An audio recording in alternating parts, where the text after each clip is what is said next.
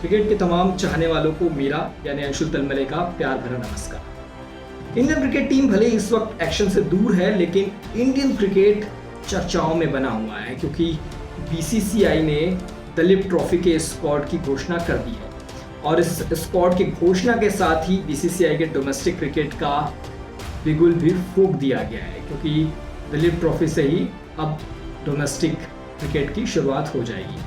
तो इस बार बीसीसीआई ने अपनी दलीप ट्रॉफी स्क्वाड में कई बड़े नामों को शामिल किया है, लेकिन जैसे कयास लगाए जा रहे थे, जिससे चर्चाएं की जा रही थी, बड़े नामों में रोहित शर्मा, विराट कोहली शामिल नहीं है। 4 दिन पहले तक जो कयास लगाए जा रहे थे कि गौतम गंभीर का चाबुक चला है, जो चाबुक चलाकर उन्होंने श्रीलंका दौरे पर विराट कोहली और रोहित शर्मा को उनकी छुट्टियों से वापस बुला लिया, वैसा ही चाबुक अब डोमेस्टिक सीरीज में भी चलेगा, अब डोमेस्टिक क्रिकेट में भी चलेगा। लंबे समय बाद आपको दलीप ट्रॉफी में विराट कोहली और रोहित शर्मा खेलते नजर आएंगे। ऐसी तमाम हेडलाइंस आपने पढ़ी होगी, ऐसे कई वीडियोस देखे होंगे, लेकिन इस स्क्वाड में जो 4 अलग अलग टीमें बनी है, India A, India B, India C, India D, उसमें रोहित शर्मा और विराट कोहली का नाम नहीं है। सिर्फ यही नहीं, हार्दिक पांड्या भी नहीं खेलेंगे और साथ ही साथ जसप्रीत बुमराह को भी आराम दिया गया है। तो इस पूरे स्क्वाड अनाउंसमेंट की 3 बड़े टेकअवेज क्या है, 3 बड़े टेकअवेज में कौन कौन सी ऐसी बातें हैं जो आपको जानना चाहिए, जो आपके लिए जानना जरूरी है। चलिए सिलसिलेवार तरीके से उस पर बात करते हैं। तो सबसे बड़ी खबर तो यही है कि क्या रोहित शर्मा और विराट कोहली की चल गई? क्या बीसीसीआई और सीनियर स्टाफ मेंबर्स के हुक्मरान उन्हें दलीप ट्रॉफी खेलने के लिए मना नहीं पाए? दरअसल बीसीसीआई की ओर से इस पूरे मामले पे ये कहा गया है कि बांग्लादेश के खिलाफ 19 सितंबर से टेस्ट सीरीज की शुरुआत होनी है। ऐसे में भारतीय खिलाड़ी दलीप ट्रॉफी का सिर्फ एक ही मैच खेल पाते, इसीलिए रोहित, बुमराह और अश्विन को छूट दी गई है। सच्चाई क्या है ये कोई नहीं जानता, लेकिन इन सीनियर प्लेयर्स के न खेलने के पीछे बीसीसीआई के सूत्रों ने एक ये दलील जरूर दी है। दूसरी बात क्या है? दूसरी बात ये कि केएल राहुल का कप्तानी से पूरी तरीके से पत्ता कट चुका है। वो खिलाड़ी जो चंद महीने पहले तक भारतीय क्रिकेट टीम की कप्तानी कर रहा था, अगुवाई कर रहा था, जिन्हें बतौर लीडर हम आगे के प्रोस्पेक्ट में देख रहे थे, वो अब बीसीसीआई के घरेलू टूर्नामेंट में कप्तानी लायक भी नहीं समझा गया। जी हाँ, ये सच है। शुभमन गिल, जिन्हें इंडिया ए का कप्तान बनाया गया है, केएल राहुल उनकी कप्तानी में खेलेंगे।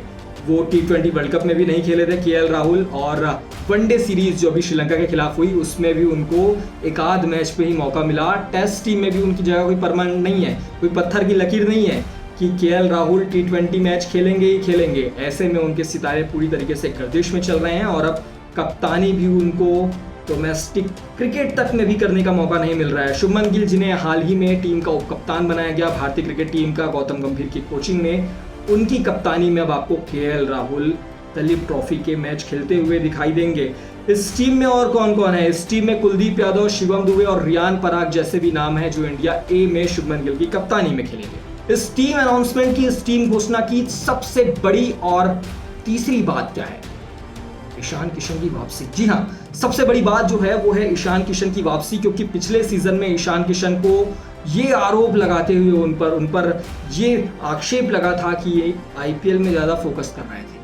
इन्होंने मना कर दिया था पूरी तरीके से कि मैं डोमेस्टिक टूर्नामेंट नहीं खेलूंगा, मैं रणजी ट्रॉफी नहीं खेलूंगा, और इसका हश्र ये हुआ था कि बीसीसीआई ने उन्हें अपने सेंट्रल कॉन्ट्रैक्ट से बाहर का रास्ता दिखा दिया गया था। सिर्फ ईशान किशन ही नहीं, श्रेयस अय्यर पर भी यही आरोप लगे थे और श्रेयस अय्यर को भी सालाना कॉन्ट्रैक्ट से, सालाना अनुबंध से बाहर कर दिया गया था। हालांकि दिलचस्प बात यह है कि बाद में श्रेयस अय्यर ने जबरदस्त वापसी की। आईपीएल में अपनी टीम कोलकाता नाइट राइडर्स को उन्होंने चैंपियन बनाया। इसके बाद में जिसकी मेंटरशिप में बनाया, यानी गौतम गंभीर, वो टीम के हेड कोच बनते हैं और हेड कोच बनते ही उन्होंने श्रेयस अय्यर की इंडियन टीम में वापसी करवाई। श्रीलंका के खिलाफ जो वनडे सीरीज हुई थी, वो तीनों ही मैच में आपको वहां पर श्रेयस अय्यर खेलते नजर आए थे। हालांकि बल्ले से कुछ खास प्रदर्शन नहीं हुआ था, लेकिन अब उन्हें इंडिया डी की कप्तानी दी गई है। इंडिया डी में उनके साथ में हर्षित राणा और ईशान किशन जैसे खिलाड़ी हैं, साथ ही साथ केएस भरत भी है। हर्षित राणा और केएस भरत, आपको पता होगा कि कोलकाता नाइट राइडर्स का भी आईपीएल में हिस्सा है। तो ये 3 बड़े टेकअवेज हैं, जिसमें पहली बात ये कि गौतम गंभीर के कोच बनने के बावजूद वो रोहित शर्मा और विराट कोहली जैसे बड़े नामों को डोमेस्टिक क्रिकेट खेलने के लिए मना नहीं पाए। दूसरी बात ये कि केएल राहुल की अब शायद पूरी तरीके से कप्तानी के रोल से छुट्टी हो चुकी है। और तीसरी बात ये कि ईशान किशन की डोमेस्टिक सर्किट में वापसी हुई है। इसका मतलब ये कि जो टीम इंडिया में एंट्री का दरवाजा है वो कम से कम ईशान किशन के लिए खुल गया है।